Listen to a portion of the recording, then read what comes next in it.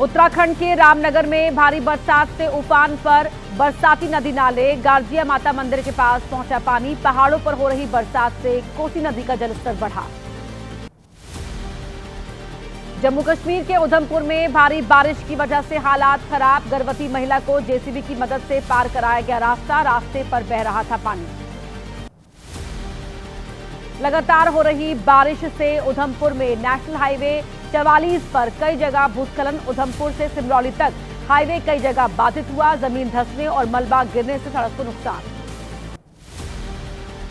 मंडी जिले के सुंदरनगर में भूस्खलन के बाद घरों पर गिरा मलबा। अब तक 3 लोगों की मौत। राहत बचाव में जुटी कई टीमें। सर्च ऑपरेशन के लिए लगाई गई 4 जेसीबी। पहाड़ों पर हो रही भारी बरसात से उधम सिंह नगर में बढ़ा नदी का जलस्तर। किसानों के खेतों में भरा पानी। रास्तों पर पानी भरने से आवाजाही में दिक्कतें।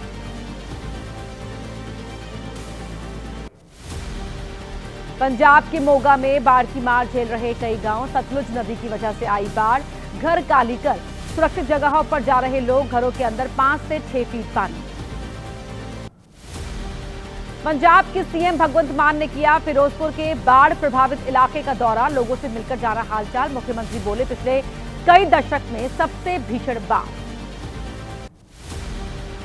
दिल्ली में आज भी कम नहीं हुआ यमुना का जलस्तर। खतरे के निशान के पार बह रही यमुना नदी। राजधानी के निचले इलाकों में हाई अलर्ट।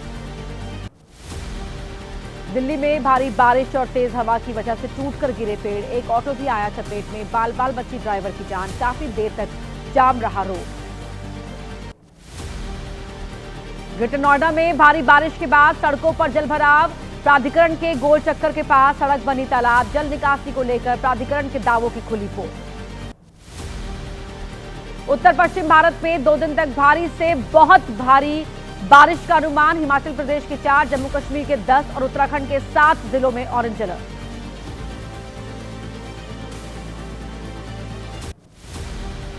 राजस्थान के बांसवाड़ा में हादसा। नदी पार करते समय बह गया शिक्षक। बहाव तेज होने की वजह से नदी में बहा। गांव में मातम का माहौल। बिजनौर में गंगा नदी के तेज बहाव में 2 युवक डूबे। मूर्ति विसर्जन के दौरान हुआ हादसा। उत्तराखंड के जसपुर के रहने वाले थे युवक। जम्मू कश्मीर की डोडा में सेना के इंजीनियर्स ने तैयार किया बेली ब्रिज।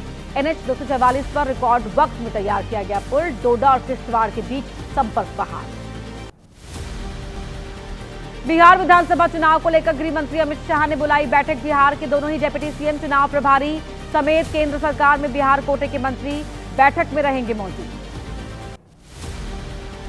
राहुल तेजस्वी की रैली में पीएम मोदी और उनकी मां को गाली देने के विरोध में बीजेपी का बिहार बंद का ऐलान। एनडीए का महिला मोर्चा 4 सितंबर को करेगा प्रदर्शन।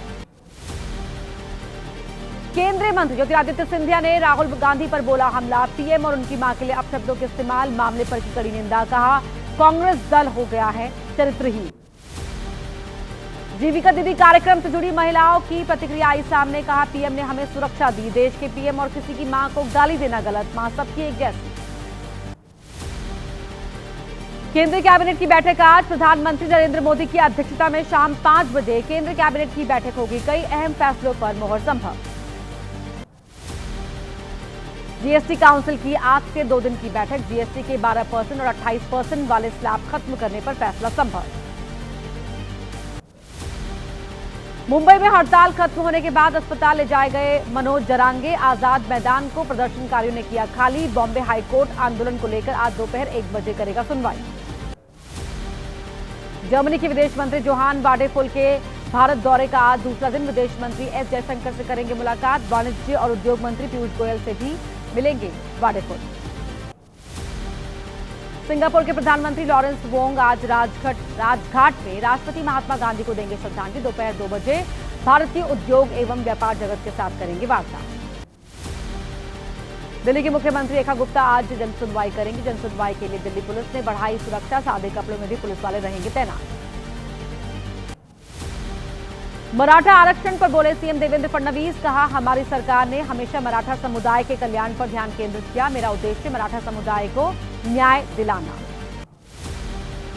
चेन्नई एयरपोर्ट पर 60 करोड़ की कोकीन जब्त। इथियोपिया से चेन्नई लाई गई थी ड्रग्स तस्करी के आरोप में 2 लोग गिरफ्तार।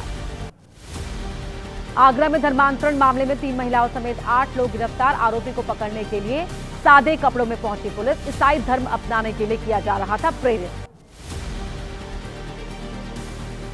मध्य प्रदेश के उज्जैन में एसबीआई की ब्रांच में चोरी। 2 करोड़ रुपए कीमत के जेवर और 8 लाख से ज्यादा के कैश की चोरी।